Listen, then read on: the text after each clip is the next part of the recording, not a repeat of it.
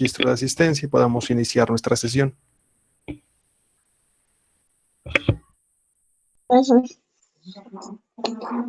Bueno, profe. Presente, ya. No me he pescado. Espérese. ¿Qué color? Yo quiero color.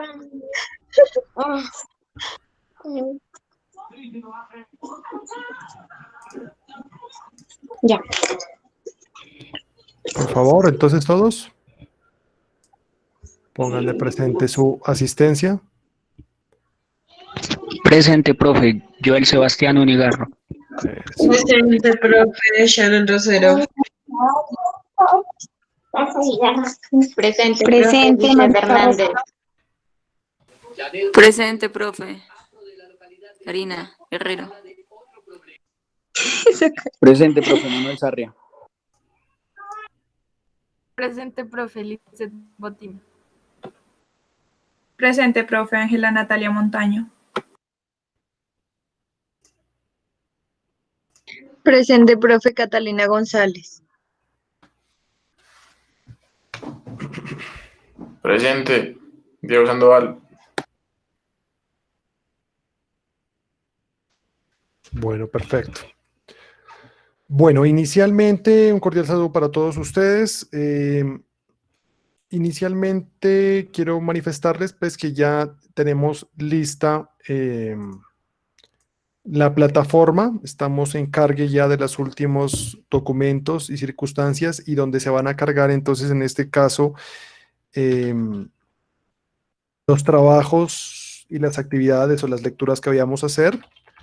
Entonces el día de hoy les voy a mandar un correo electrónico, ¿ya?, para que ustedes puedan suscribir el curso en la plataforma. Y inicialmente vamos a... me imagino que ustedes, muchos de ustedes pues ya han entrado a la plataforma a mirar sus cursos de otras materias, pero vamos a hacer una breve introducción frente al tema porque pues teniendo en cuenta los puntos que se plantearon inicialmente por la doctora María Alejandra en el microcurrículo del área, pues sí se hace necesario como replantear algunos puntos para que miremos a qué es lo que vamos a abordar en este corto tiempo que nos queda y sobre todo para aprovechar estos escenarios virtuales, pues que en definitiva, independientemente de que a partir del 13 pues se levante la cuarentena, que parece que esa va a ser una decisión del país, definitivamente ustedes saben que el sector educación va a mantenerse en cuarentena. O sea, el sector educación va a seguir paralizado hasta el 30 de mayo. Como quiera que se dice, es la población que tiene la posibilidad de portar la enfermedad, pero no enfermarse, es decir, de contagiar a los demás. Entonces, ante esa circunstancia, pues obligatoriamente nos vamos a ver combinados a continuar con nuestro proceso virtual. ¿Listo? Entonces, inicialmente les voy a compartir por acá lo que es el curso, ¿ya? Para que quede claro entonces cómo es que ustedes van a acceder a él desde la pantalla, desde el portal de la universidad. ¿Listo? Entonces, ustedes van a ingresar a la universidad virtual.umariana.edu.com.co y van a colocar estas siglas que ven aquí en buscar cursos, ACELEG Pymes. Entonces, ACEG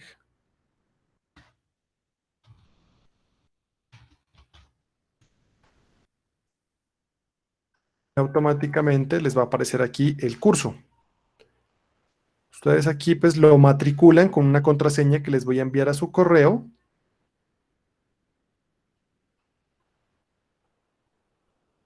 Y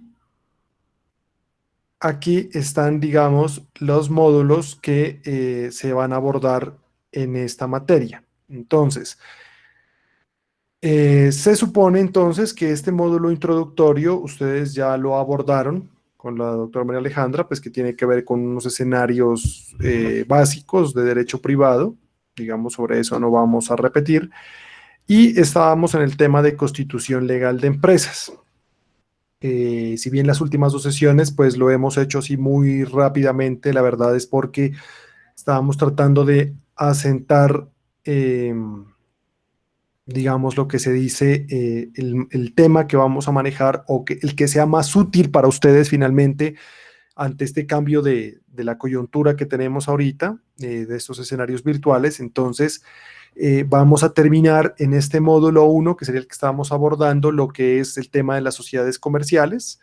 Vamos a tratar de dinamizarlo un poco en la medida que es un tema bastante espeso desde el punto de vista normativo, pero vamos a tratar de ser muy breves en ese escenario. Y les decía, la idea es que en los grupos de trabajo, que ya me los entregaron, pues adelantemos un escenario de elaborar unos contratos de sociedad, pero no sin antes, pues, entender cuáles son cada uno de sus elementos, porque pues no los puedo poner a hacer un contrato de sociedad si no sabemos a qué se refiere cada una de esas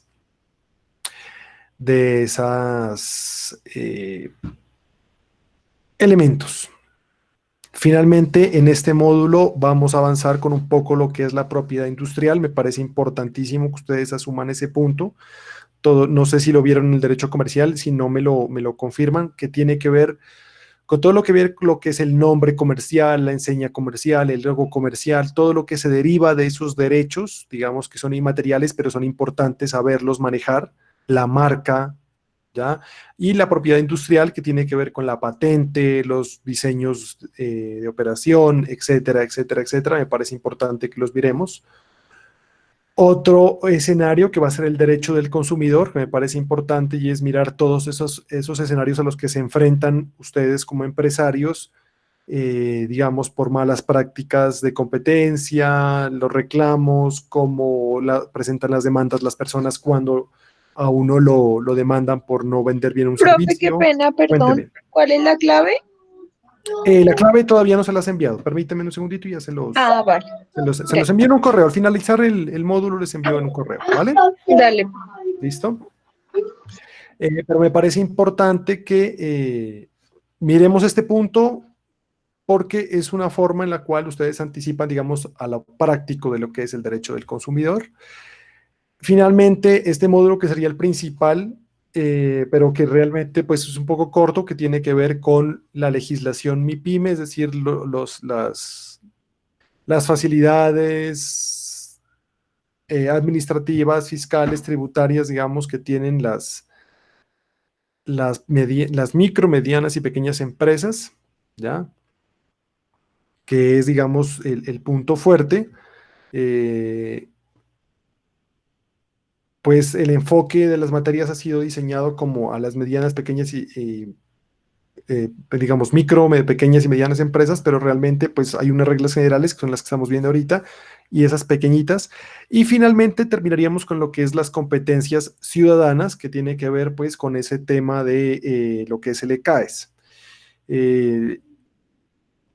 Estoy consiguiendo un material importante frente al ECAES, lo voy a colgar, así no sea de mi área, digamos, pero los voy a colgar allí en ese módulo para que ustedes accedan a él en cualquier momento y puedan tenerlo para cuando les toque presentar sus pruebas, porque en últimas el fin mismo, digamos, de este módulo de las competencias ciudadanas es para fortalecer el tema del ECAES, ¿ya? Y poder subir, por lo menos poder pasar ese promedio nacional, que es por mediante el cual se evalúa cada uno de los programas académicos en las universidades. ¿Listo? Entonces, así como vamos a distribuirlo, como les decía yo, la idea es orientar porque no es derecho comercial concretamente, ¿ya? Pero es una parte del derecho comercial. ¿Listo? Pero ustedes tuvieron la oportunidad de ver en otro semestre de derecho comercial. La idea es como que recordar muy brevemente lo que se nos haya quedado, lo que se nos haya olvidado y avanzar en estos temitas más prácticos, ¿listo? Lo que es el derecho de consumidor y eso. Vamos a terminar entonces, o avanzar, por lo menos yo creo que estas dos sesiones de esta semana vamos a terminar de avanzar con el tema de sociedades comerciales. para que ustedes tengan una base para poder hacer ese trabajo que les manifiesto. ¿Listo? ¿Hay alguna duda de pronto frente a esta circunstancia?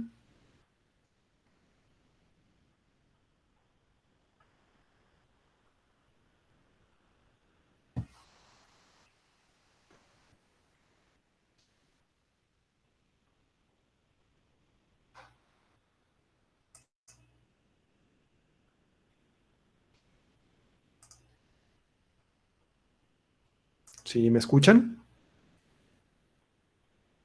Sí, profe. ¿Hay dudas de pronto? No, ninguna. Listo, profe. perfecto. Eso sí, les pido por favor, digamos, el curso se vuelve interactivo en la medida que todos participemos. Entonces, si tienen dudas frente a los escenarios que se planteen, pues no duden en preguntarlas, solicitar la palabra, pues, o en este caso, pues como estamos acá con la presentación, pues interrumpir de manera, digamos, oportuna para hacer las preguntas y poder abordar pues lo que mayor se pueda. ¿Listo? Porque lastimosamente pues este cambio nos modificó el propósito que había fungido la doctora María Alejandra, que era muy interesante, y era lograr que ustedes salgan a campo y logren asesorar, digamos, en últimas, en estos temas. ¿Listo? Entonces, vengan, de una vez ingreso aquí para que darles la clave.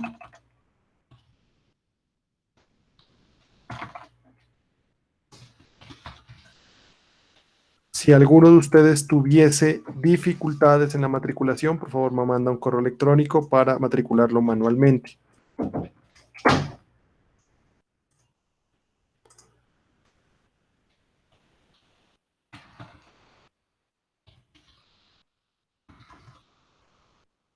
¿Listo? Entonces, la clave ya se las envío en este momento aquí al chat, pero igual les envío un correo electrónico con la información.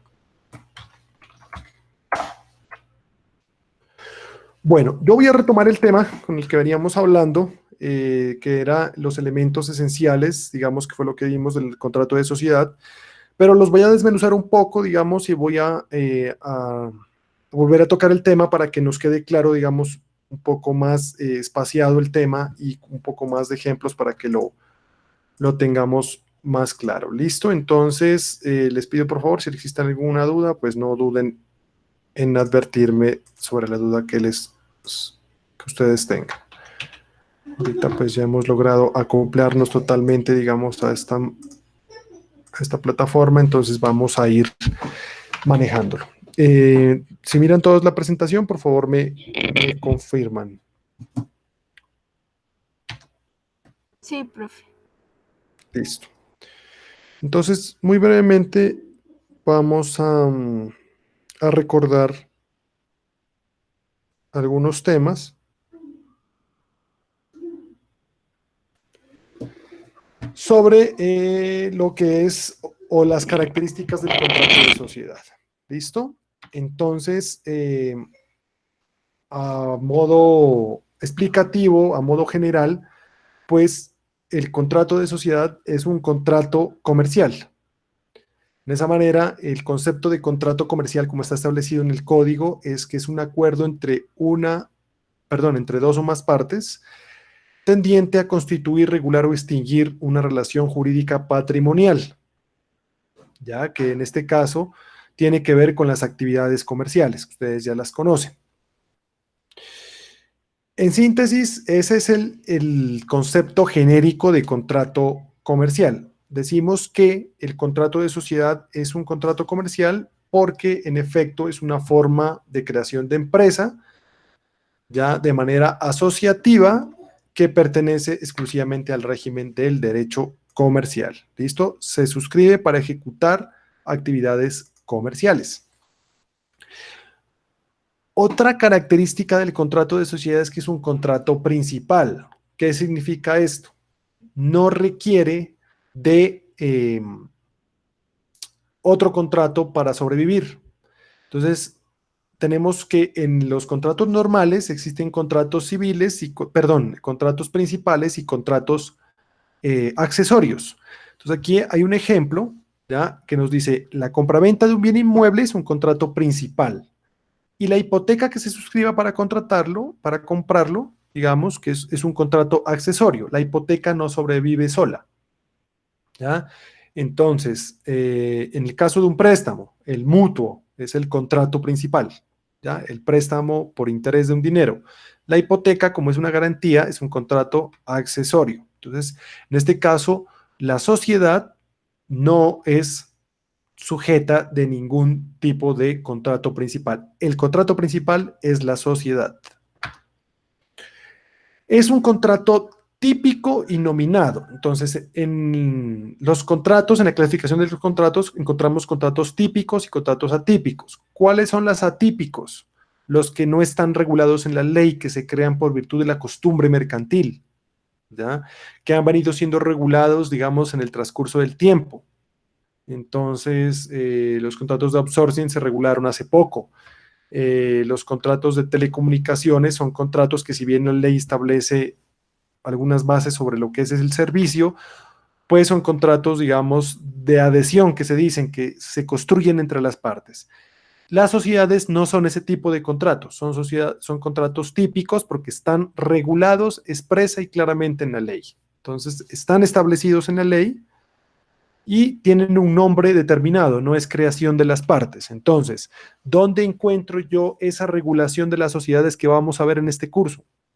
En el Código de Comercio, de los artículos 98 al 514, encontramos todo lo que tiene que ver con las sociedades colectivas, comanditarias, ya sea por acciones o simple, de responsabilidad limitada y anónimas.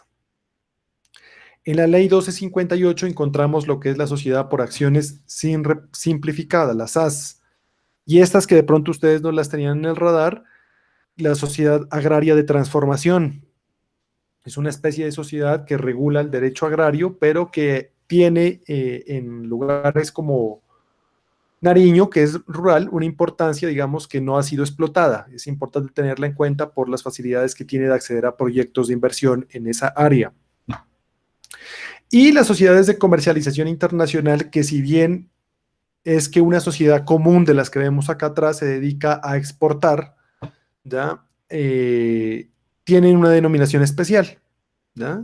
Entonces, tienen una regulación especial y eventualmente en el tiempo nos alcance, pues las miraremos. ¿Listo? O no sé si ustedes ya las vieron, me advierten para no reiterar en temas, pues teniendo en cuenta que es un programa de negocios internacionales. No sé si ya las analizaron. Me confirman, por favor. Entonces, no hay sociedades inventadas. Las sociedades son típicas en la medida que están descritas en la ley, tienen su nombre propio. ¿Listo? Entonces, una característica del contrato de sociedad es que está regulado por la ley. En nuestra clase pasada hablábamos de la plurilateralidad. Entonces, hablábamos de que por regla general las sociedades son contratos plurilaterales de asociación, es decir, que requieren de 2 a más personas para su existencia. Aquí he traído un resumen entonces de cómo se maneja esa plurilateralidad de acuerdo con cada una de las sociedades, que lo vimos así como muy por encimita. Entonces, la colectiva requiere mínimo 2 socios y frente al máximo, pues eso es ilimitado. La sociedad por comandita simple requiere, les decía, un socio colectivo y un socio gestor. Yo no puedo tener una sociedad colectiva, ¿ya? O una sociedad en comandita con un socio gestor y un socio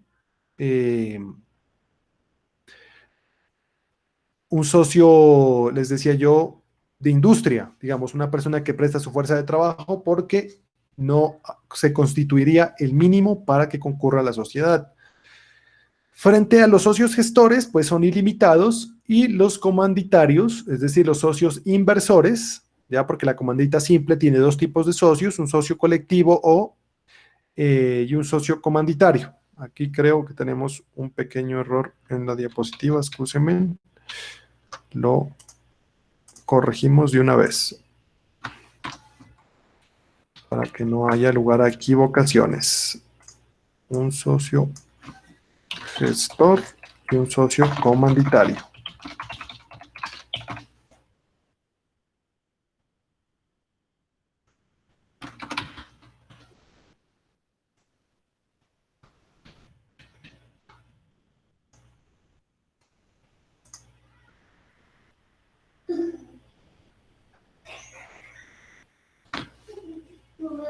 A ver, les verifico, porfa, al final de nuestra sesión lo del tema de la clave para que podamos avanzar en el tema, ¿vale? Bueno, la comandita por acciones requiere mínimo un socio gestor y 5 comanditarios. Entonces, en este caso, en definitiva, pues, siempre estaremos ante un socio gestor mínimo y 5 comanditarios que son los inversores.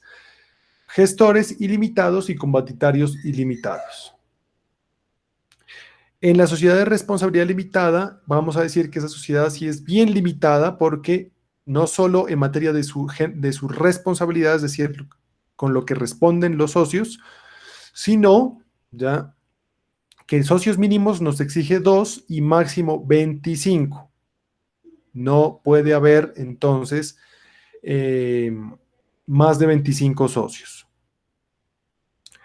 La sociedad anónima es una sociedad por acciones, en consecuencia, pues es la sociedad por excelencia que busca participar en mercados bursátiles, es decir, poner a la venta pública sus acciones.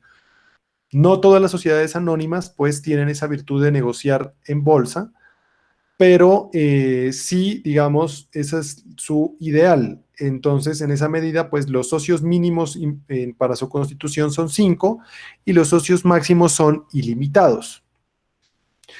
La sociedad por acciones simplificadas es, por excepción, lo mirábamos, la única sociedad que cambia la naturaleza de la plurilateralidad y me permite tener a mí ya una sociedad de una sola persona, entre comillas, ¿listo? Lo que en síntesis se denominaría, pues, una persona jurídica independiente de una sola persona, digamos, como socio. Pero es por acciones y en consecuencia, pues en el transcurso de su vida social, en el transcurso de la duración de la empresa, pues podrán vincularse más socios. Tenemos también la sociedad agrícola de transformación y en esta sociedad, evidentemente, pues nos dice la norma que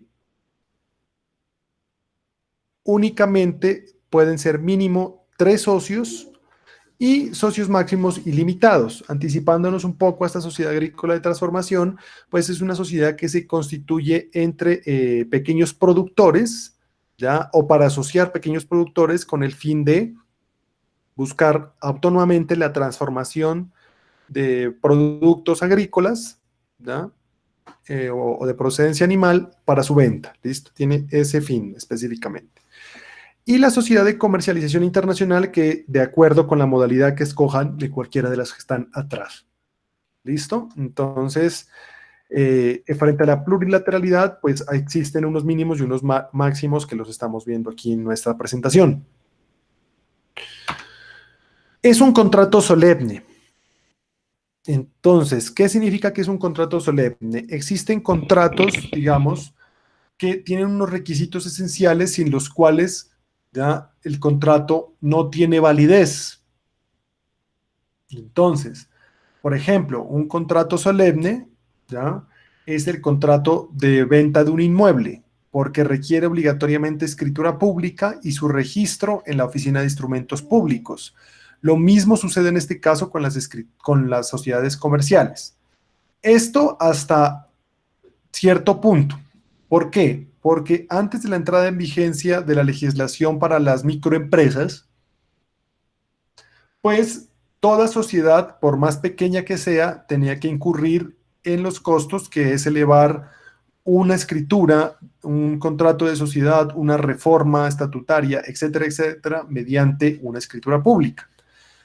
Pero para las sociedades tradicionales, digamos, a las que están en el Código de Comercio, según esta tablita que vimos acá, pues lo que es las sociedades colectivas, comanditarias de responsabilidad limitada y anónimas, pues obligatoriamente yo tenía que llevarlo a escritura pública e inscribirla en el registro mercantil, lógicamente.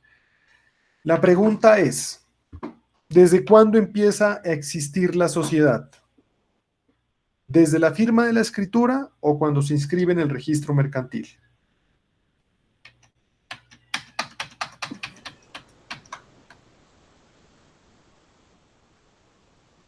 Les pregunto. ¿Cuál era la pregunta, profe? ¿Desde cuándo empieza a existir la sociedad? ¿Desde que se suscribe la escritura o desde que se inscribe en el registro mercantil? Desde que se escribe. Registro mercantil.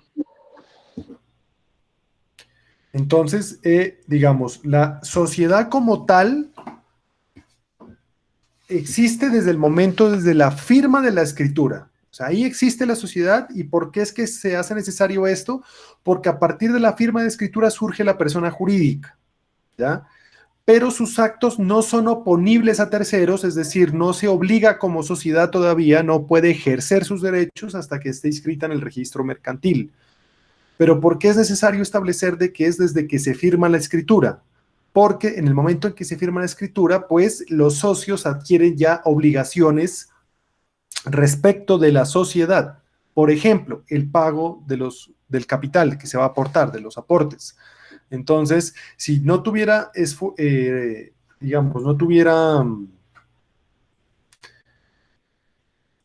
digamos, obligatoriedad desde el momento mismo de suscribir la escritura, pues nos veríamos abocados a una situación como que yo no pago hasta que esté inscrito, y a veces para poder inscribirla, pues toca concurrir algunos requisitos adicionales, digamos, paz y salvos, circunstancias de bienes inmuebles que vayamos a aportar. Entonces yo me puedo demorar un poco entre la suscripción de la escritura y la inscripción en el registro.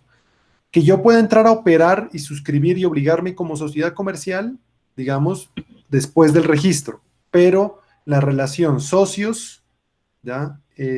Sociedad, nace desde el momento mismo de la firma, para que lo tengamos claro.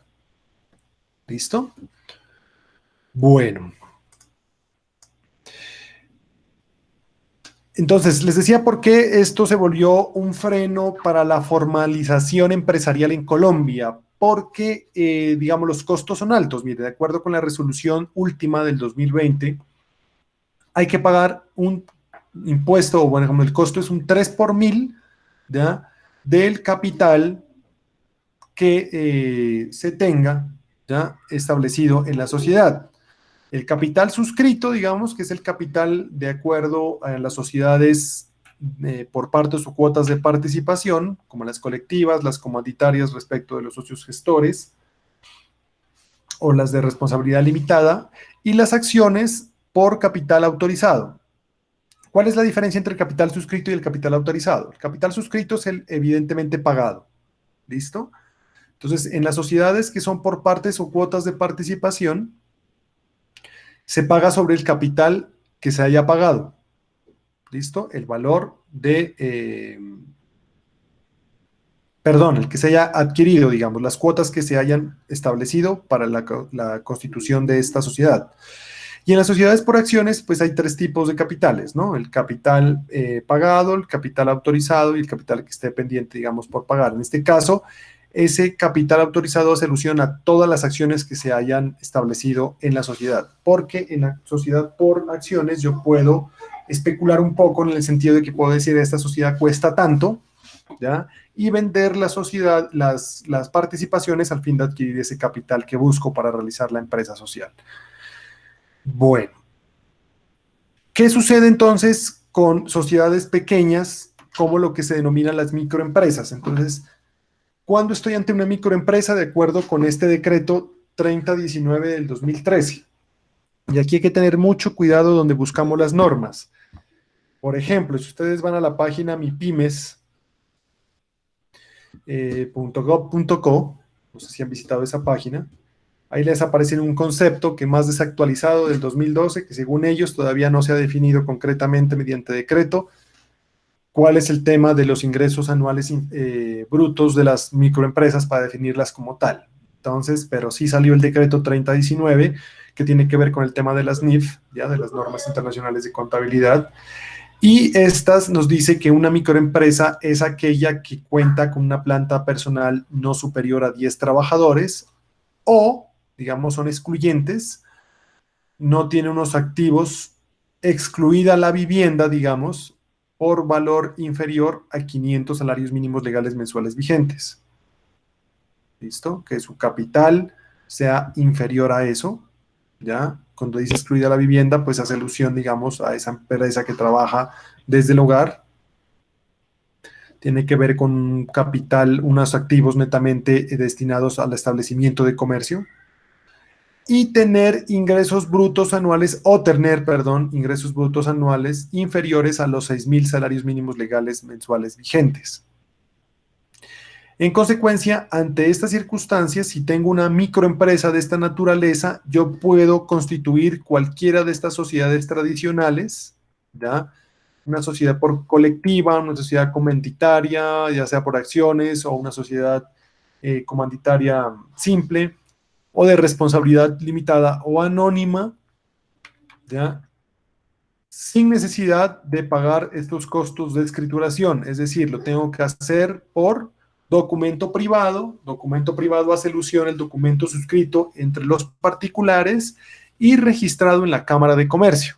¿Listo? Entonces, para una sociedad comanditaria o una sociedad colectiva o una sociedad de responsabilidad limitada que cuente con un personal inferior a los 10 trabajadores, pues definitivamente yo lo haría por documento privado, aunque la realidad es que a partir de el surgimiento de la sociedad por acciones simplificadas, pues estas sociedades han venido cayendo en el desuso, salvo en circunstancias especiales en las cuales se obliga a las empresas a constituirse, digamos, de determinada manera.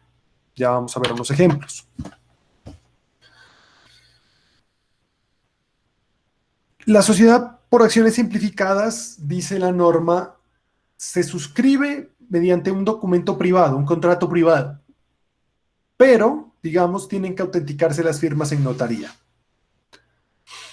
y llevarse al registro mercantil.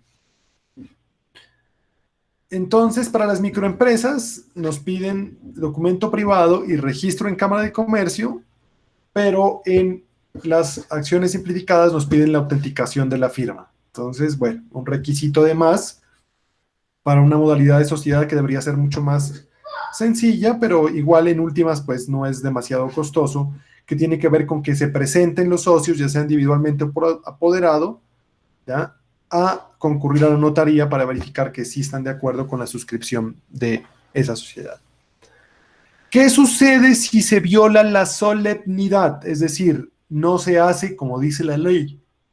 Por ejemplo, en los contratos de sociedad grandes no se hace por escritura pública o no se registra. En los contratos de microempresas, digamos, en las sociedades de microempresas o las SAS, no se registra en la Cámara de Comercio. Entonces, la norma nos ha dicho lo siguiente: tratándose de las sociedades tradicionales, pues se altera el régimen de responsabilidad. ¿Cómo así? Nosotros aquí, 25 personas de este curso, suscribimos una sociedad encaminada a, bueno, a brindar, por ejemplo, ¿qué podríamos brindar en estos momentos de coyuntura? No sé, asesorías en materia de reestructuración de pasivos, por ejemplo, la quiebra de las empresas. Entonces vamos a asesorar en esa materia. Ustedes desde el punto de vista administrativo, acá el profesor como la parte jurídica, y nos dedicamos a eso, a buscar esa reestructuración de pasivos de los empresarios que están atravesando graves momentos por esta coyuntura. Y decidimos que como somos 25 personas, la mejor es la sociedad de responsabilidad limitada. Suscribimos el contrato, pero del susto no vamos a la Cámara de Comercio. Entonces, ¿qué sucede allí? Como no lo suscribimos, entonces la sociedad existe como tal y tenemos obligaciones respecto de ella. Pero hasta que no se inscriba en el registro mercantil, cambia su régimen de responsabilidad en la medida en que en el caso en que empecemos a ejecutar nuestra actividad comercial, es decir, empezamos a prestar servicios y quedamos mal, entonces ya no respondemos limitadamente, sino ilimitadamente por faltar a ese requisito de la oponibilidad de los actos de comercio. El registro mercantil es para eso, para hacer oponibles los negocios mercantiles, ¿ya? Entonces, yo registro ese contrato en Cámara de Comercio para que los demás sepan y no puedan luego venir a decir que se ha faltado en la buena o la mala fe, porque las transacciones mercantiles son muy dinámicas y todos los días cambian, todos los días evolucionan. Entonces, el registro mercantil se hace para efectos de oponer eso a los demás. ¿Listo? ¿Qué sucede en las de documento privado? Si de documento privado yo lo que no hago es registrarla, meterla en el registro mercantil, inscribirla, pues en esos casos definitivamente lo que sucede es que no cambia el régimen de responsabilidad, sino que la sociedad no existe, ¿ya? Sencillamente queda como una sociedad de hecho. La sociedad de hecho no la hemos metido aquí porque es una sociedad, digamos, un acuerdo entre dos o más comerciantes o empresarios para obtener unas utilidades de una actividad común, pero esa no tiene ninguna protección, digamos, desde el punto de vista de la creación de una persona jurídica y en consecuencia, pues, responden con su patrimonio personal. ¿Listo? Entonces, queda claro el tema de la solemnidad y por qué es necesario elevar a escritura pública en unos casos y en los otros casos inscribir en el registro mercantil.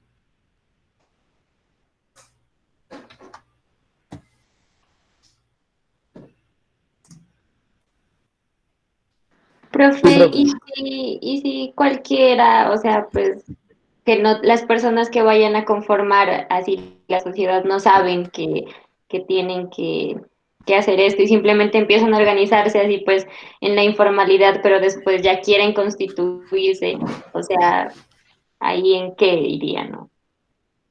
O sea, independiente de qué actividad estén haciendo, o sea, pueden vender o asociarse y empezar a cualquier negocio, pero ellos no se han constituido como nada, pero después ya quieren formalizarse.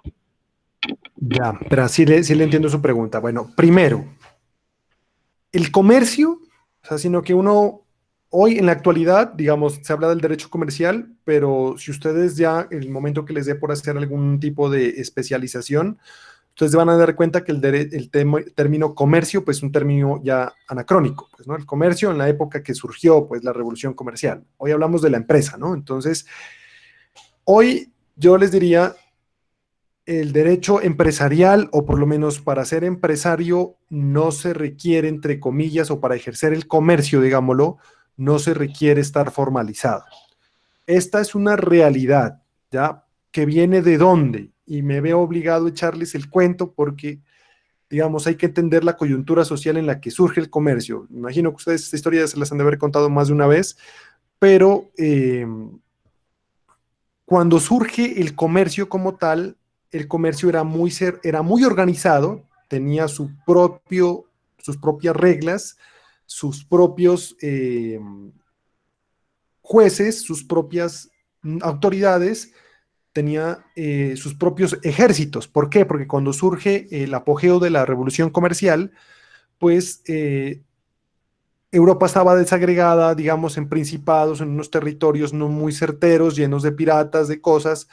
Entonces ellos tenían que procurarse su propia situación. Los reyes se preocupaban solo por el tema religioso, por las guerras expansionistas y por cobrar impuestos.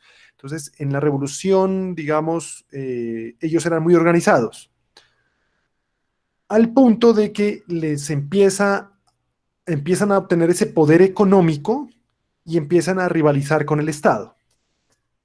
Entonces, ¿qué hace el Estado? El Estado tiene el monopolio de la fuerza y empieza a atacarlos en la medida que les dice, o me entregan los tributos que yo les estoy pidiendo como Estado, o sencillamente, pues yo les echo el ejército encima. Y la iglesia, por otro lado, lo mismo. O ustedes dejan de hacer tales actividades, o ustedes me pagan tanto de diezmo, o si no, los excomulgamos. Entonces, los comerciantes empezaron a verse presionados desde esas dos esferas, en el punto de vista histórico. ¿Qué hacen ellos entonces? Apoyados en la clase intelectual de la época, montan la Revolución Francesa. ¿Y la Revolución Francesa qué es lo que hace? Disolver todo tipo de asociación, incluidas las sociedades comerciales incipientes que habían nacido en esa época. Entonces se dice que es una antítesis, una paradoja de la Revolución Francesa porque surge de esos gremios económicos organizados en forma de sociedades comerciales ¿ya? Digamos, antes se llamaban pues corporaciones de mercaderes, guildas, bueno, cualquier nombre que hayan tenido históricamente, pero la Revolución Francesa se vuelve una paradoja porque naciendo de la libertad económica, lo que hace es disolver el comercio. Disolver, digamos, no el comercio, sino disolver estas corporaciones, las sociedades, y dar la apertura económica de la libertad de oficio y la libertad de profesión. Entonces, eso ocasionó un desequilibrio, ¿ya? Que el que tenía más plata, pues en últimas, y el que se quedó con la fábrica, el que tenía los medios de producción, pues fue el que empezó a volverse el gran capitalista y dio origen al capitalismo que hoy tenemos. Entonces, que hay unas empresas gigantes multinacionales que controlan todo y unas pequeñas que se quedaron acá solas. Entonces, ante esa plurilateral, digamos, esa sobreoferta de empresas, en este caso de la mano de obra, pasó de calificada a obra no calificada, hubo sobreoferta, digamos, de bienes y servicios. Entonces, quienes tenían el poder económico fueron los que determinaron las condiciones, pero eso dio lugar a que desde el punto de vista del derecho comercial, pues el ejercicio del comercio no requiera una formalidad, ¿ya? ¿Por qué me fui al tema histórico? Porque uno de los derechos conseguidos en la Revolución Francesa es eso, la libertad de oficio o profesión. Y una profesión que no requiere, digamos, título académico habilitante, ni requiere autorización legal, es el comercio.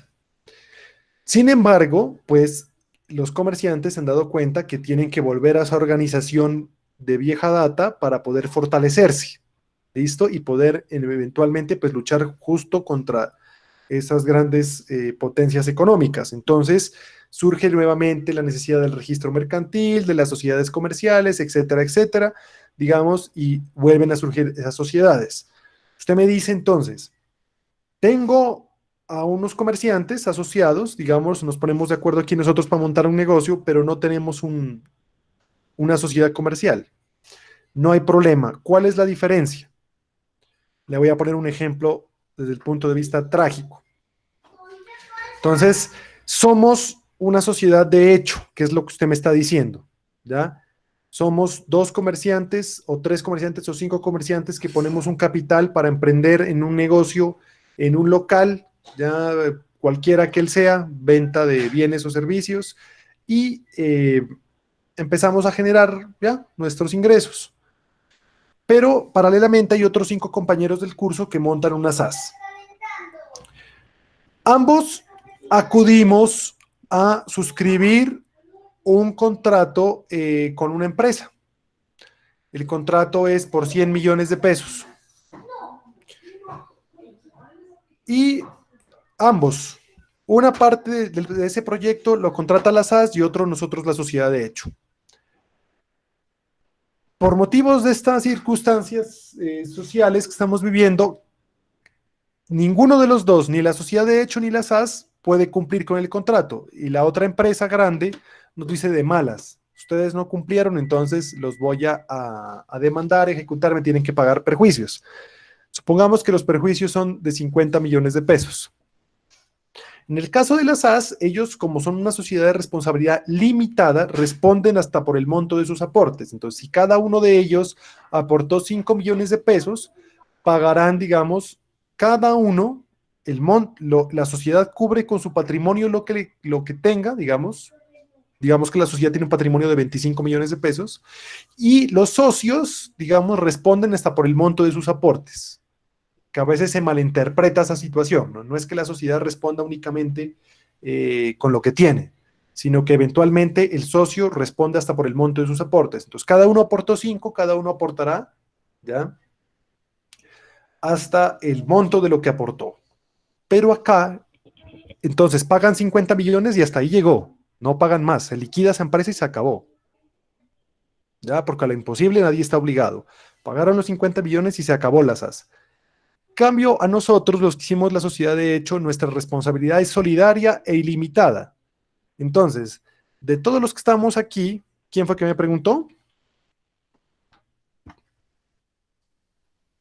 Dice, Eso, Lisette. Entonces, Lisette es la más adinerada de nuestro grupo empresarial, digamos, y esta empresa decide demandarla a ella y le cobra los 100 millones a ella. Responde, no solo con lo que aportó en la sociedad de hecho, sino con todo su patrimonio personal. ¿Listo? O nos puede demandar a todos. ¿Listo? Entonces,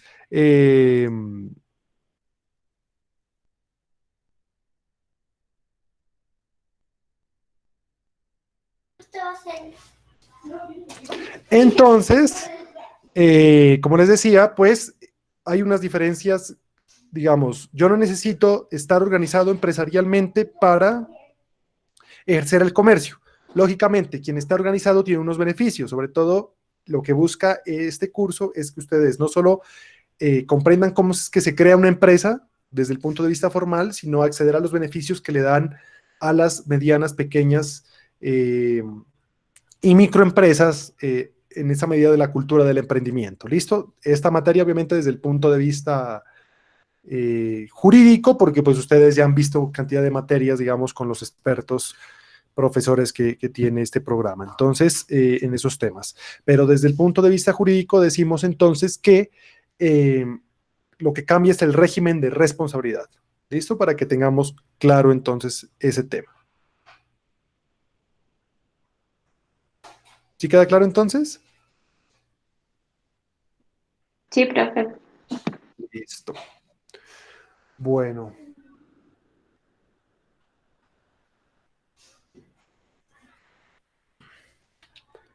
Sigamos acá entonces. Bueno, es un contrato oneroso, dijimos, en la medida en que es un contrato que lleva implícito el denominado ánimos lucrantes, es decir, el ánimo de lucro. Entonces, de eso no vamos a tener ninguna discusión porque siempre las personas van con un fin de obtener ganancias. ¿Listo? Es un contrato de sucesión, de ejecución sucesiva. Creo que otra persona me iba a preguntar antes, después creo que dos personas intervinieron ahora que me preguntó, Lizeth. No sé si va a hacer la pregunta para parar ahí un momento.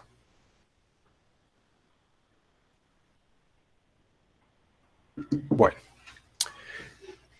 Es un contrato de ejecución sucesiva, ¿por qué? Porque hay dos tipos de contratos. Los contratos de ejecución instantánea, como la compra-venta, yo pago el precio, me entregan el bien y muere el contrato. Pero este es un contrato de ejecución sucesiva porque se mantiene en el tiempo y sus prestaciones son periódicas.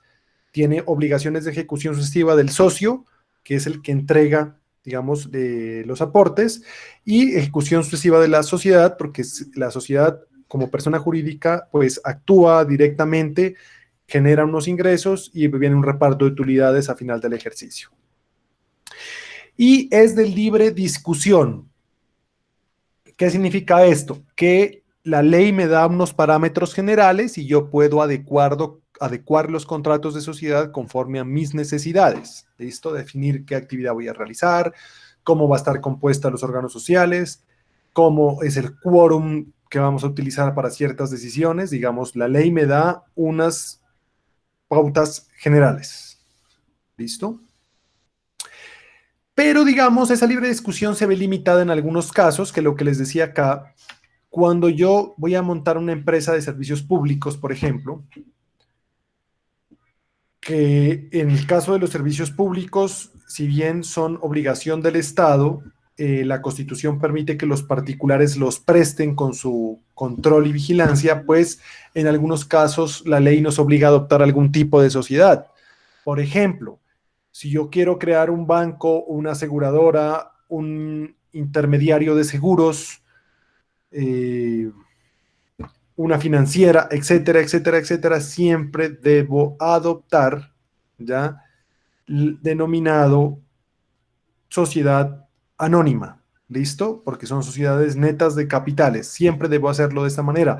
Lo mismo cuando tengo que hacer sociedades o empresas de prestación de servicios públicos domiciliarios. Es una sociedad ya anónima. Cuando voy a hacer temas de Hidrocarburos, explotación de hidrocarburos. Cualquiera que sea la modalidad, cualquier empresa que vaya a manejar hidrocarburos tiene que ser una sociedad anónima. Es decir, en ciertos casos, la ley restringe al comerciante, al empresario, de que tenga que hacer determinada formalidad de sociedad. Es conmutativo. Es conmutativo porque genera obligaciones para las partes. Y aquí he traído esta pequeña gráfica porque existen dos tipos de obligaciones. Las obligaciones entre socios, ¿ya? Derivadas, digamos, del derecho de participación en una sociedad. Entonces, la obligación de votar, la obligación que se tiene de acceder a los libros de la sociedad,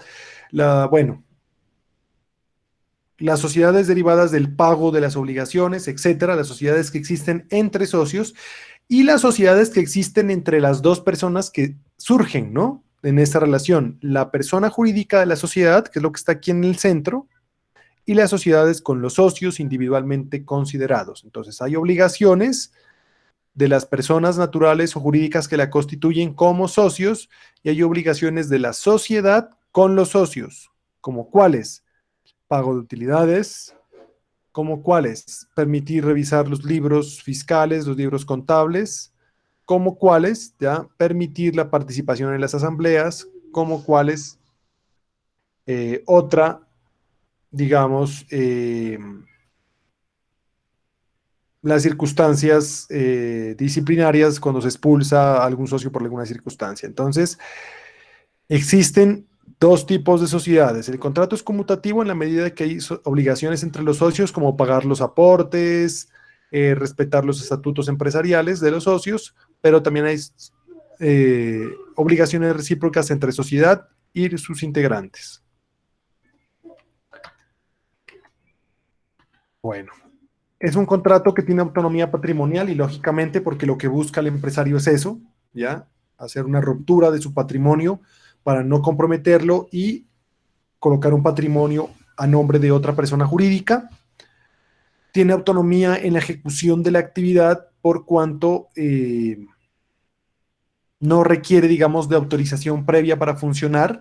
Hay que decirlo, las sociedades mercantiles, sobre todo aquellas que prestan servicios públicos, aquellas que venden sus acciones en el mercado bursátil, en la bolsa de valores, aquellas sociedades, digamos, que son de altos capitales, son vigiladas por la Superintendencia de Sociedades. ¿Listo? La Superintendencia de Sociedades tiene, digamos, dos funciones, unas funciones de inspección y vigilancia y unas funciones jurisdiccionales. ¿Cuáles son las funciones de inspección y vigilancia? Digamos, vigilar que se cumpla, ¿ya? Por ejemplo, cuando son sociedades de economía mixta, es decir, donde participa el Estado, que puede ser cualquiera de estas figuras sociales, entonces en esos casos, para poder vender un bien, por ejemplo, al momento de la liquidación, requiere permiso de la Superintendencia de Sociedades. Es un tema de fiscalización administrativa. O tiene funciones jurisdiccionales que tienen que ver con los conflictos entre sociedades. ¿Listo? Para liquidar una sociedad, entonces ya no tengo que acudir a un juez especializado civil, digamos que antes existían, ahora ya no existen, pero acudo ante la superintendencia que tiene funciones de juez para sobrellevar esos temas.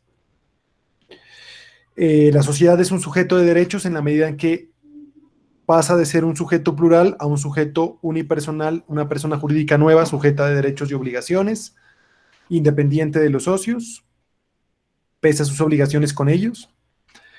Y finalmente, su objeto social está dirigido a realizar actos mercantiles, aunque la SAS puede ejecutar también actos civiles. ¿Qué significa esto? Que una SAS eventualmente podría realizar actos, ¿ya?, de una corporación que no tengan un ánimo de lucro y no por eso se vician de su nulidad.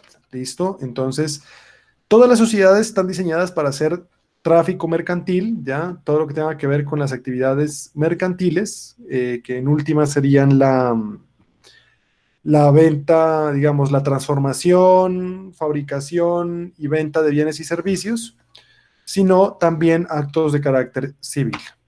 ¿Listo? Entonces, esos serían las características de ese contrato de sociedad. Cualquiera que sea, pues tiene esas naturalezas. ¿Queda alguna duda sobre este tema?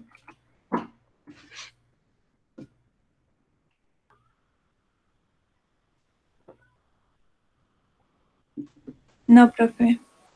Listo. Bueno, finalmente unos requisitos de validez frente a lo que es la capacidad, consentimiento, objeto lícito y causa lícita. Como todo contrato, pues deben respetarse estas circunstancias. Frente a la capacidad de los contratantes, pues si son personas naturales, se dice que un socio puede ser una persona mayor de edad, no obstante los menores de edad también pueden ser socios cuando concurran a través de sus representantes legales, en este caso sus padres o curadores. Y en esta situación vamos a decir que ellos solo pueden participar de sociedades de responsabilidad limitada, como cuáles, ¿ya? Las de responsabilidad limitada, las sociedades anónimas, las sociedades por acciones simplificadas, las sociedades agrarias de transformación. ¿Listo? O como socios comanditarios en las sociedades en comandita. ¿Y por qué esto? Porque un menor de edad no tiene la capacidad y el consentimiento, pues, de comprometer ilimitadamente su patrimonio. Entonces, en este caso, solo respondería por el monto de lo que aporta. En cuanto a las personas jurídicas, pues no hay duda, hay sociedades de personas jurídicas y esas deben estar debidamente constituidas y concurren a través de sus representantes legales. Frente a esta situación, si bien es un tema que se aborda más adelante frente a las obligaciones o lo que hace un representante legal, para poder constituir otra persona jurídica, los representantes legales a veces requieren permisos de juntas directivas o asambleas, ¿no? Tener mucho cuidado con eso. Por ejemplo, ustedes como gerentes no pueden tomar unilateralmente la decisión y decir, no, miren, aprovechemos ahorita la coyuntura, por ejemplo, y compremos con esta platica, estas reservas de la empresa, unas acciones. Y apenas termine esto, pues vamos a empezar a recibir utilidades. Por ejemplo, allí en ese caso, tiene que, siempre para constituir otra sociedad, las sociedades o las personas jurídicas deben autorizar mediante asamblea o junta directiva según sus estatutos a ese representante legal para hacer ese negocio, porque sucede que las acciones le costaron 50 millones de pesos ahorita y nos vamos a una situación financiera lamentable de aquí a unos meses y esas acciones pasan a valer 1 millón de pesos. Entonces, ese representante legal responde con su patrimonio por ese mal negocio cuando no ha sido autorizado debidamente. O les pongo un ejemplo más acentuado a la contratación estatal. Una sociedad ¿ya? Comercial suscribió un contrato con una entidad estatal por 1.000 millones de pesos. Es un caso real. Pero ese contrato tenía 2 problemas fundamentales.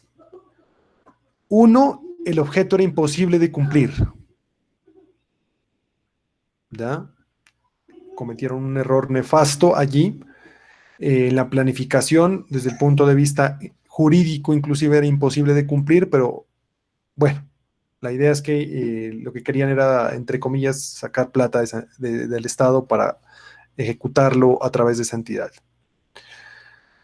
Y segundo, incumplieron. ¿Ya? Iniciaron el proceso e incumplieron. Cuando viene la demanda de esta entidad pública en contra de esta sociedad, la sociedad dice, un momento, ya con otras autoridades, dice, el representante legal no estaba autorizado para firmar un contrato de 1.000 millones de pesos. Su cuantía está a los 200, en consecuencia, pues, lo llamamos en garantía. Y ahora este pobre hombre que fungió como representante legal por allá hace 4 años, ahora tiene que entrar a responder por un incumplimiento de 1.000 millones de pesos. Entonces, mucho cuidado con el manejo administrativo de las sociedades, digamos, en que dejar claro en el contrato hasta dónde va, digamos, la capacidad del representante legal para representar a la sociedad, digamos. El contrato, la sociedad tiene por sí misma como persona jurídica capacidad, pero esa capacidad se manifiesta a través del representante legal. Entonces el representante legal debe estar debidamente autorizado en unos ciertos montos para suscribir negocios, porque de lo contrario, pues causa problemas. O, por ejemplo, me pasó en un asunto, una sociedad en Tumaco, por ejemplo, el representante legal se fue, pero había dejado firmando unas letras de cambio. Y luego esas letras de cambio, pues en últimas se supo que las firmó después de que dejó de ser representante legal y se logró demostrar que eso era una situación ilícita, pues y no se pudo cobrar esas letras de cambio. Pero, digamos, genera esos perjuicios, ¿no? Hay que tener mucho cuidado con el tema de capacidad. Otro tema es el tema del error. En los vicios del consentimiento, digamos, todo contrato debe estar libre de todo vicio. ¿Cuáles son los vicios? Error, fuerza y dolo. En este caso, el error se da de dos naturalezas, el error esencial y el error de hecho. Yo he traído dos ejemplos para que lo entendamos. El error esencial, pues, tiene que ver con temas de fondo de la sociedad, por ejemplo, su objeto. Yo entro a participar a una sociedad, digamos, pensando que el objeto esencial es uno, pero cuando ya empieza a trabajar la empresa, me doy cuenta que se dedica a otro objeto totalmente diferente. Entonces, en ese caso, yo puedo alegar que hubo error y solicitar me devuelvan mis aportes y salir de la sociedad. ¿Listo? Porque el tema del retiro de socios tiene unos niveles un poco complejos, digamos, dentro del funcionamiento de las sociedades. Pero en este caso yo puedo pedir la nulidad de mi contrato exclusivamente porque la nulidad en la sociedad solo es personal, digamos, se maneja desde el punto de vista personal. Es una nulidad relativa porque lo excluyen a ese socio que está en error y no a los demás, la sociedad sigue viviendo. Pero en este caso, digamos, el error es una concepción interna de la persona que cree que está haciendo un negocio, pero termina haciendo otro. Entonces, el error esencial tiene que ver con el objeto social, por ejemplo. Y el error de hecho frente al tema del tipo de sociedad. Entonces, yo pienso que voy a estar en una sociedad de responsabilidad limitada o una SAS, y en realidad estoy entrando en una sociedad colectiva donde en la sociedad colectiva todos responden hasta por el monto de sus aportes. Entonces, miren lo complejo. Ya yo pienso que voy a responder solo hasta el monte de mis aportes y en la sociedad colectiva pues responden con la totalidad de sus patrimonios comerciales y patrimonios personales. Entonces hay responsabilidad ilimitada y solidaria. Entonces pues hay un error de hecho. En este caso pues yo puedo pedir la nulidad de ese contrato y pedir que me reintegren mis aportes e irme de la sociedad. La fuerza pues tiene que ver con el tema del secuestro, la violencia, pues en síntesis, ¿no? El ejemplo es el secuestro y violencia para ser parte de una sociedad. Uno diría, bueno, es un tema descabellado, nadie va a invertir una plata, pero ustedes sabemos que tenemos unos escenarios pues históricos de conflicto interno en los cuales no hay lugar a dudas que eventualmente se pudo ver obligado a alguien a hacer sociedad con otros para efectos de comisión de actos ilícitos. En este caso, digamos, la fuerza es un vicio del consentimiento y vicia, digamos, el ingreso de un socio a esa sociedad. Y el dolo es el engaño, es decir, es el engaño ya malintencionado de una de las partes. Por ejemplo, te vendo una participación en una sociedad limitada y está buenísima porque estamos recibiendo dividendos del 20% de lo que hemos invertido anuales, esto está súper bien, etcétera, etcétera, etcétera. Y cuando va a ver es una sociedad quebrada o con un régimen de responsabilidad ilimitada o con unos procesos judiciales importantes que no fueron advertidos al momento de suscribir el contrato o de comprar las participaciones. Entonces, en ese caso, pues, está viciado el consentimiento. En ese caso no es válido el contrato, pero hemos dicho, en la sociedad no se vicia la totalidad del contrato de sociedad, sino la relación entre ese socio y la sociedad. En un contrato común, como una compra-venta, se vicia todo el negocio y todo vuelve a su estado original, es decir, se regresa el negocio como si no hubiera existido. En este caso no, la sociedad sigue viviendo, pero se declara la nulidad respecto de ese socio que tiene el error, el vicio de fuerza o el dolo. Ya como lo miramos en una clase pasada, pues ese consentimiento se expresa en dos momentos: al momento de la constitución, es decir, libre de todo vicio, o cuando hay modificaciones estatutarias, ingresos de nuevos socios, venta de cuotas o partes de interés o venta de acciones. El siguiente es lo que tiene que ver con el objeto lícito y la causa lícita. Como ustedes saben, el objeto lícito pues tiene que ver con todo lo que es no contravenir las normas de la nación. Y la causa pues tiene que ver con los fines que lo orientan. ¿Cuál es la causa del comercio? ¿Cuál es la causa de montar empresa? ¿Cuál es el motivo de crear empresa? Les pregunto. Rentabilidad. Generar utilidades. Eso. El ánimo de lucro, en últimas, ¿no? Así sintetizándolo. Entonces, en efecto, ustedes me dicen, queremos es tener utilidades, tener rentabilidad, tener una plata no quieta, sino que me produzca réditos. Entonces, el objeto lícito tiene que ser a una situación que no esté prohibida por la ley. ¿Listo? Pero en cuanto a la causa, me dicen, bueno, las normas me dicen, habrá causa ilícita cuando los móviles que induzcan a la celebración del contrato contraríen la ley, el orden público y sean comunes y conocidos por todos los socios.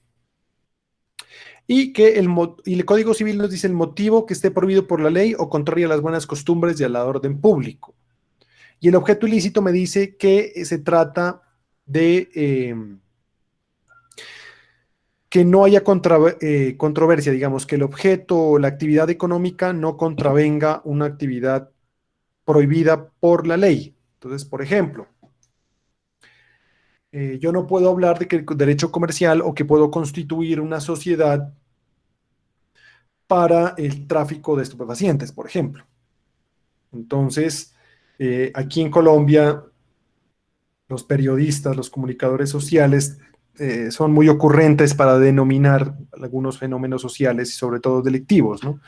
Entonces nos hablan de la oficina de Envigado. Si ustedes investigan sobre ese tema, pues se van a dar cuenta que se llama la oficina de Envigado porque era una organización empresarial normal, ¿ya? Pero dedicada a un tema gravísimo de estupefacientes y especialmente de sicariato. Pero bueno, eso lo vamos a decir, eso no está amparado por una sociedad comercial, ni nosotros, digamos, podemos decir, montemos un negocio para traer cosas de contrabando y venderlas, ¿ya? Aunque muchos negocios hacen eso, ¿no? Pero vamos a decir que en este caso no está protegido por el derecho comercial porque se trata de un objeto ilícito. Entonces, vamos a responder ante el Estado solidariamente y con todo nuestro patrimonio. Entonces, tener mucho cuidado con esa situación.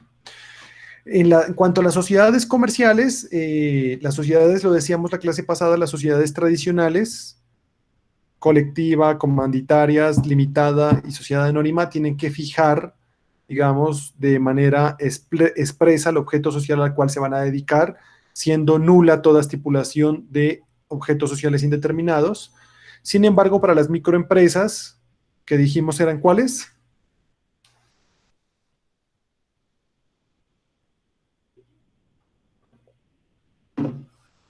¿Cuándo estamos ante una microempresa? Solo me dejan hablar a mí ustedes. Cuando no pasa de 10 trabajadores o no factura más de 6.000 salarios mínimos. Eso, y cuando los activos, digamos, de la empresa no superan los 500 salarios mínimos legales mensuales vigentes. Eso. Entonces, esa microempresa sí puede tener objetos sociales indeterminados. Por ejemplo, se dedicará a cualquier actividad lícita. La mayoría de esas dicen eso. Me dedicaré a cualquier actividad lícita. Ahora, si lo que quiere usted es contratar con el Estado, pues es diferente. Porque si voy a contratar con el Estado, pues yo tengo que adicionalmente sacar un registro único de proponentes y ahí sí tengo que clasificar, conforme a mi experiencia, la actividad comercial. Entonces, digamos, y la SAS también puede determinar un objeto indeterminado. En el caso de las sociedades agrarias de transformación, pues definitivamente no, porque el objeto social está dado ya por la ley. Son las que se dedican a la transformación, digamos, industrial, pequeños productores que ahora transforman sus bienes para enajenarlos. Y en la sociedad de comercialización internacional, pues definitivamente se cambia el comercio, digamos, indeterminado, porque sí tiene que dedicarse es a ese comercio internacional. Pregunta como para ir acabando nosotros acá nuestra sesión del día de hoy.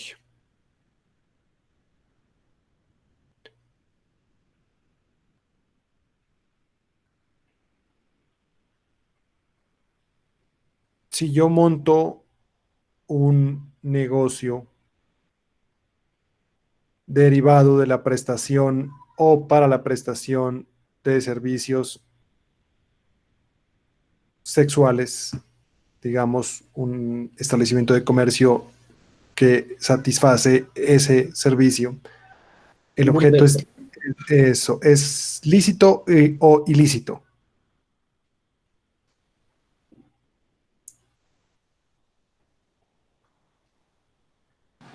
Ilícito, ¿no? A ver, hagamos un sondeo con todos acá.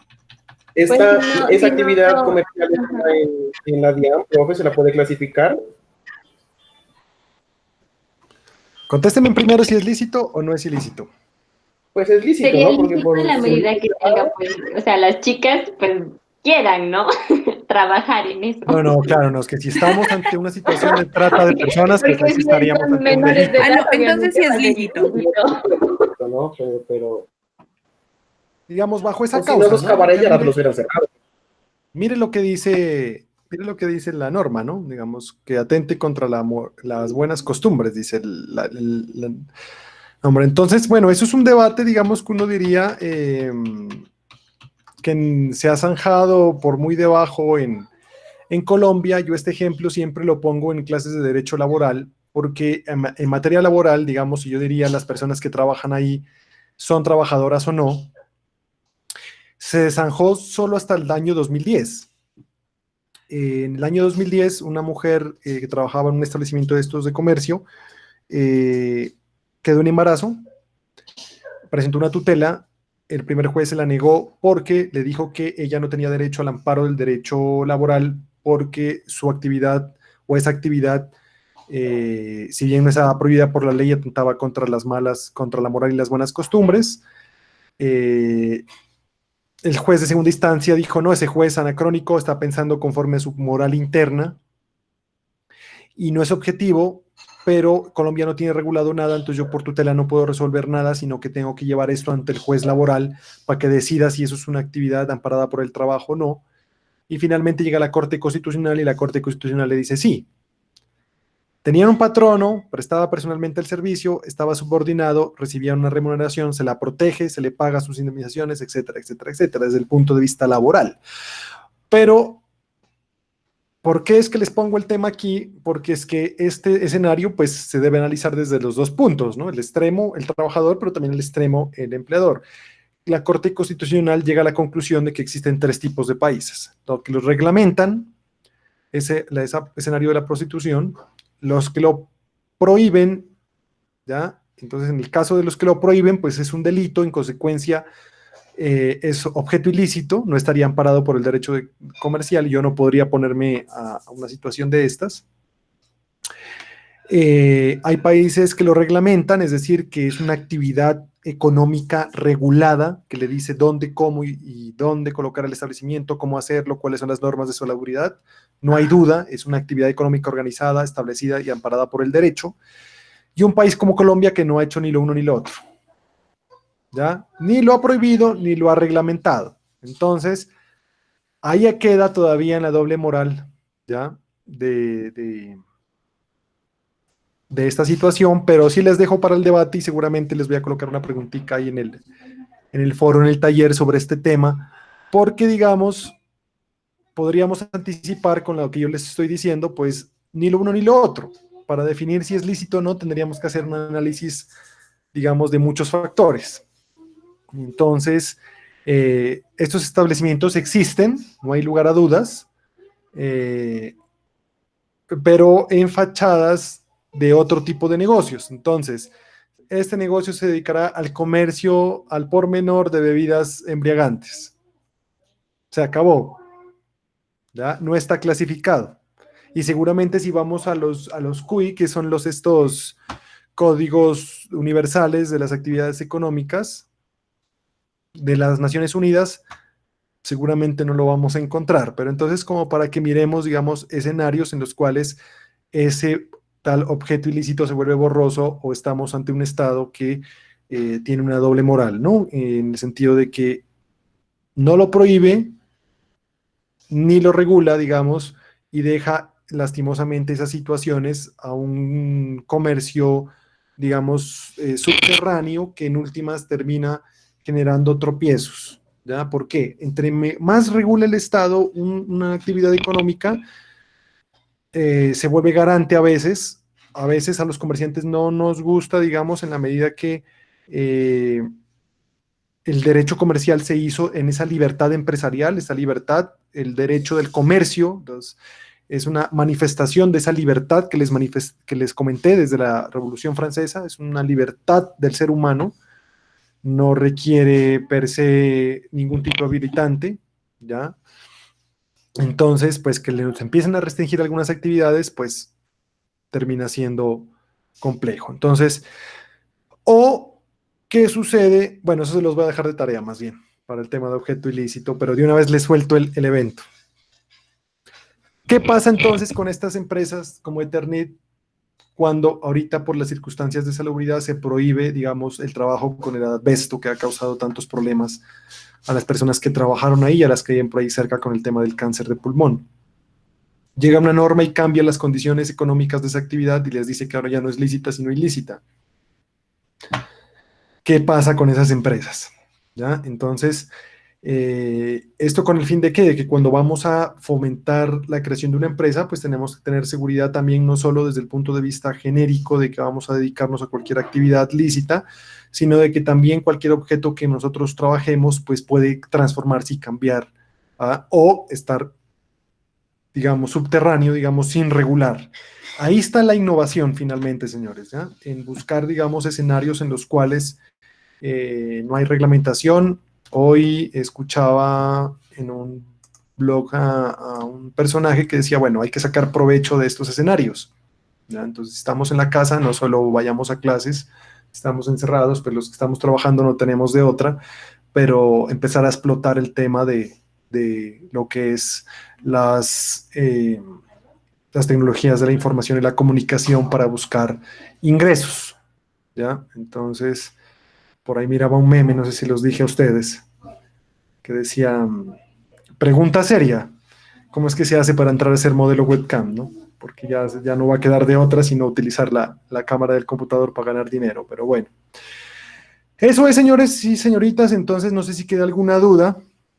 Digamos, en estos ejemplos chistosos que colocamos, pues tienen que ver, digamos, con los escenarios a los que nos enfrentamos en estas circunstancias, porque la idea es aterrizar, pues, todos estos puntos de vista normativos a lo que es las sociedades. Entonces, el día de mañana trataremos de abordar, digamos, lo que es algún funcionamiento administrativo de las sociedades.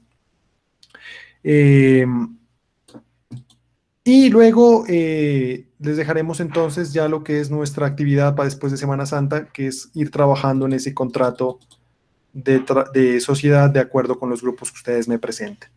Les insisto, si alguno de ustedes tiene problemas en matricularse, me mandan su correo, ¿ya? Me mandan un mensaje al correo electrónico o a mi celular, o aquí me dejan su correo electrónico en el chat para efectos de que yo los pueda matricular directamente, ¿vale? Entonces no sé si queda alguna duda.